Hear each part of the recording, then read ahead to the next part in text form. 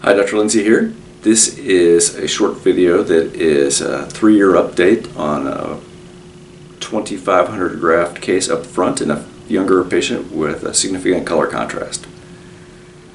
So a couple of years ago, this fellow came in and he's got a little tuft of hair that is still hanging on, but otherwise he's probably a class 4 hair loss with a significant color contrast, and we did 2500 grafts on him. And this is him at the end of the case. And then he lived in California at the time, and about 2 months out, he sent me pictures of his scar, and I thought it looked as good as any scar, which is our typical results are like 1.1 millimeters wide, roughly this wide. But he was very worried about it, and so actually I sent him to see a guy named Dr. Sheldon K. Baker, who recently passed away.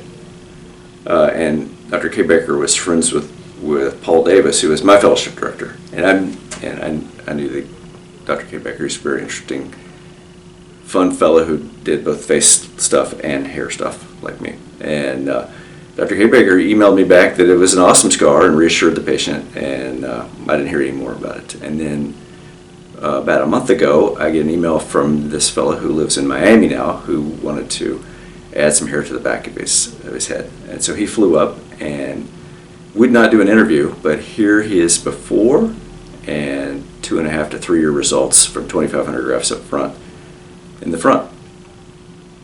Now he'd sent this selfie. I had to crop his face off of it. So this is what he looked like in his own camera. Here's what he looks like with me, roughly the same thing. Here's a close-up of his scar. His scar is 1 millimeter or less, and he looks unremarkable. He's now 31 or 32. That's a hairline that looks okay at 31 or 32 and will look okay at 52 or 62. We did add some hair to his crown. I suspect we'll hear from him at some point when he'll send some pictures.